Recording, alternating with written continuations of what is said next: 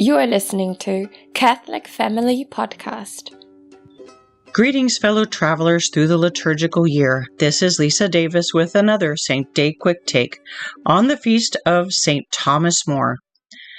Our youngest son, William Thomas, was named specifically for St. Thomas More. Happy name day, William. We had seen A Man for All Seasons. The one with Paul Scofield is our favorite. So we already had a great respect for today's saint, but as it so happened, shortly before God sent our William along, Dan and I had both read the novel A Man Born Again by John Edward Behan, and knew we had to have this amazing man in our family of patrons. The father of 4 children, stepfather to one and the counselor and father figure to several others, St. Thomas was the consummate family man. Intimately involved in the lives of his children, highly interested in their educations, their friendships, and their health, physically, mentally, and spiritually. We're fortunate to have proof of his fatherly concern for his children in the letters he wrote them. You can find several of them in the book, The Last Letters of Thomas More, compiled by Alvaro de Silva, and excerpts of others in various places on the internet. I've never found a better model than this father for saintly, everyday parenting advice. All through his correspondences, clearly on the surface and tucked in between the lines of his practical advice on everyday matters, St. Thomas shares his love of God and the priority of the practice of the faith in family life with his children and with us. And as most Catholics know, the man, Thomas More, backed up his words with action. He didn't just talk the talk. He was one of those presented with the necessity of really walking the walk when it was over live coals. I expect most of us have played out the scenario in our minds. I know I've asked myself the question, really and truly, what would I do if it actually came down to choosing between my faith and my comfort, or my faith and my standing in society, or my faith and my family? But most feared possibility of all, what if I had to choose between my faith and my life? Not as a spur-of-the-moment reaction, but a fully considered commitment with time to think, rethink, and overthink. St. Thomas More found himself in just that situation, with time to think, rethink, and overthink.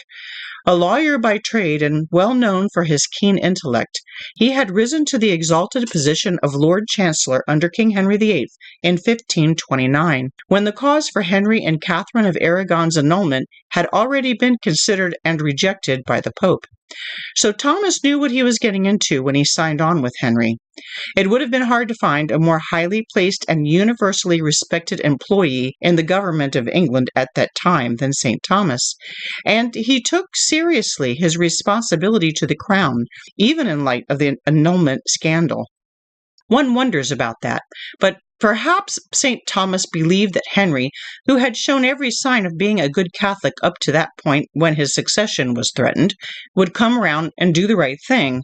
But as we know, he did no such thing, and instead of accepting God's will for his marriage and for his kingdom, Henry forced his own will on the people of England, rejecting the authority of the Church, in order to divorce the rightful queen and marry Anne Boleyn in the hopes of producing an heir. And the king required that everyone in England give him their blessing.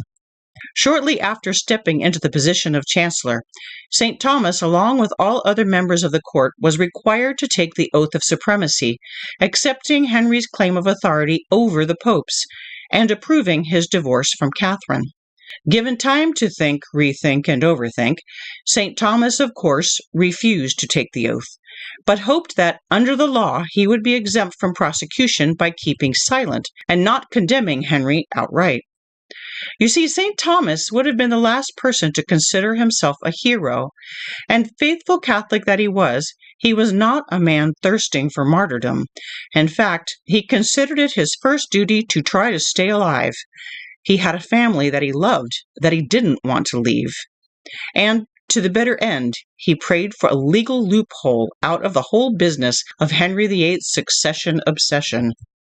In the meantime, Henry determined to wear down St. Thomas.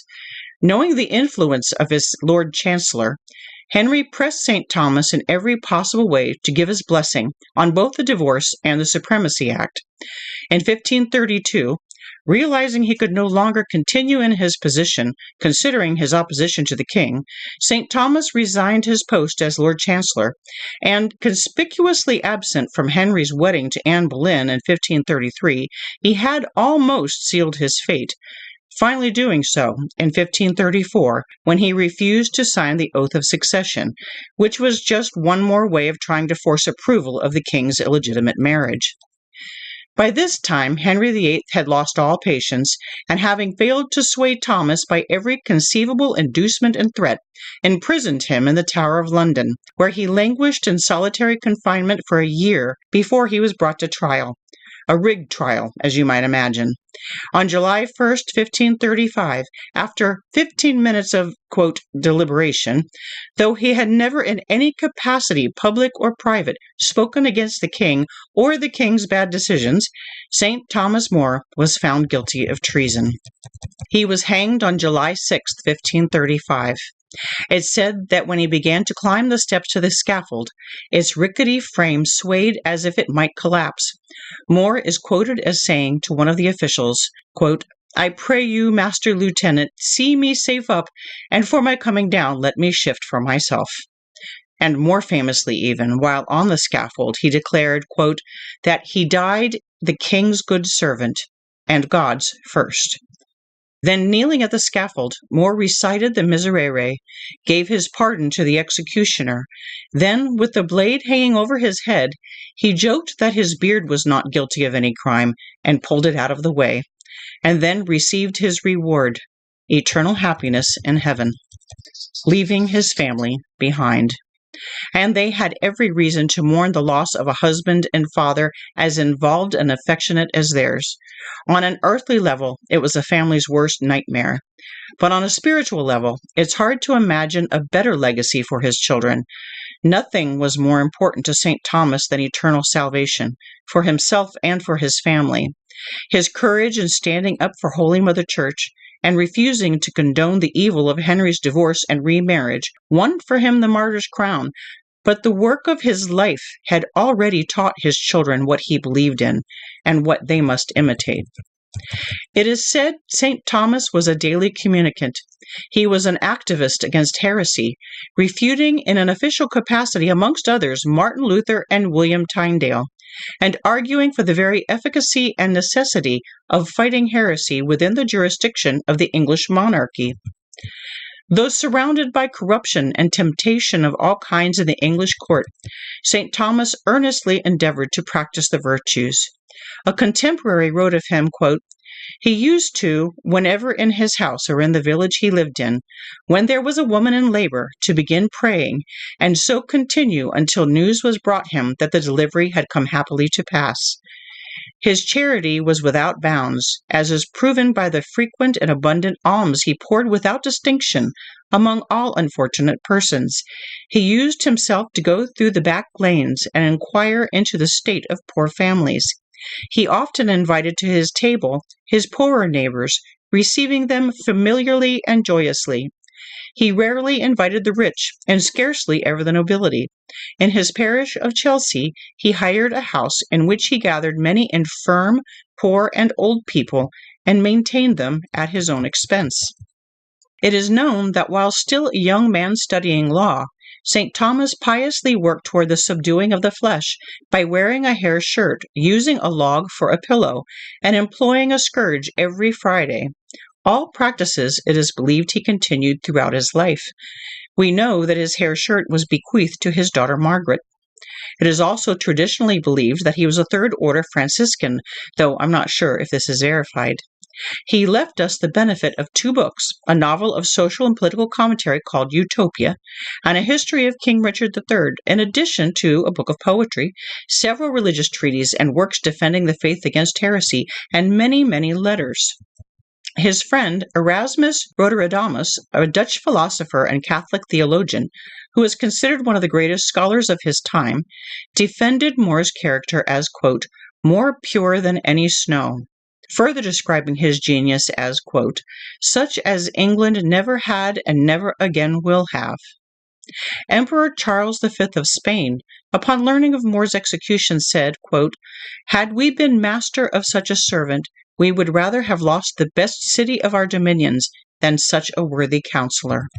And G.K. Chesterton predicted More, quote, may come to be counted the greatest Englishman, or at least the greatest historic character in English history, unquote. In a perfect world, he would. In heaven, no doubt, he is counted something far greater. St. Thomas More, along with a number of other English martyrs, was beatified by Pope Leo XIII in 1886 and canonized by Pope Pius XI in 1935. Father Joseph Van OFM, in his Lives of the Saints, says, had he never met death for the faith, he still would have been a candidate for canonization as a confessor. From first to last, his life was singularly pure, lived in the spirit of his own prayer, quote, give me, good Lord, a longing to be with thee, not for the avoiding of the calamities of this wicked world, nor so much for the avoiding of the pains of purgatory, nor the pains of hell neither, nor so much for the attaining of the joys of heaven in respect of mine own commodity, as even for the very love of thee. Here is a sampling of the poetry of St. Thomas More. Consider well. Consider well that both by night and day, while we most busily provide and care for our disport, our revel, and our play, for pleasant melody and dainty fare, death stealeth on full slyly. Unaware he lieth at hand, and shall us all surprise. We wot not when nor where, nor in what wise. When fierce temptations threat thy soul with loss, think of his passion and the bitter pain. Think on the mortal anguish of the cross. Think on Christ's blood let out at every vein. Think on the mortal anguish of the cross. Think on his precious heart all rent in twain. For thy redemption think all this was wrought, nor be that lost which he so dearly bought. And while he was imprisoned in the Tower of London, he wrote the following prayer. Give me the grace, good Lord, to set the world at naught, to set the mind firmly on you, and not to hang upon the words of men's mouths, to be content to be solitary, not to long for worldly pleasures, little by little utterly to cast off the world and rid my mind of all its business, not to long to hear of earthly things, but that the hearing of worldly fancies may be displeasing to me, gladly to be thinking of God, piteously to call for his help, to lean into the comfort of God, busily to labor to love him, to know my own vileness and wretchedness, to humble myself under the mighty hand of God, to bewail my sins, and for the purging of them patiently to suffer adversity, gladly to bear my purgatory here, to be joyful in tribulations, to walk the narrow way that leads to life, to have the last thing in remembrance, to have ever before my eyes my death that is ever at hand, to make death no stranger to me, to foresee and consider the everlasting fire of hell, to pray for pardon before the judge comes, to have continually in mind the passion that Christ suffered for me, for his benefit unceasingly to give him thanks, to buy the time again that I have lost, to abstain from vain conversations, to shun foolish mirth and gladness, to cut off unnecessary recreations, of worldly substance, friends, liberty, life, and all, to set the loss at naught for the winning of Christ, to think my worst enemies my best friends, for the brethren of Joseph could never have done him so much good with their love and favor as they did him with their malice and hatred. These minds are more to be desired of every man than all the treasure of all the princes and kings, Christian and heathen, were they gathered and laid together all in one heap. Amen.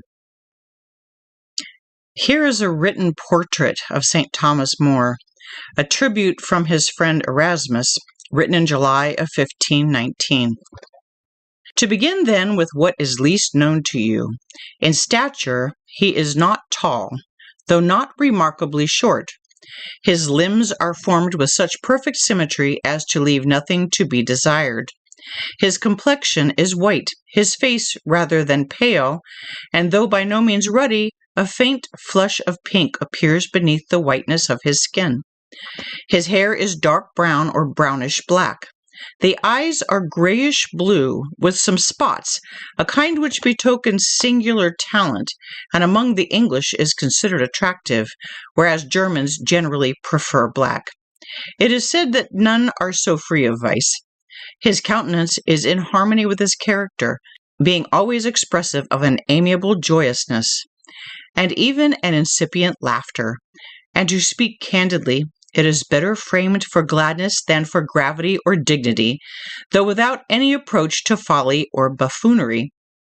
The right shoulder is a little higher than the left, especially when he walks. This is not a defect of birth, but the result of habit such as we often contract. In the rest of his person there is nothing to offend.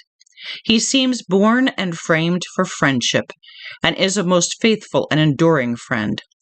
When he finds any sincere and according to his heart, he so delights in their society and conversation as to place in it the principal charms of life.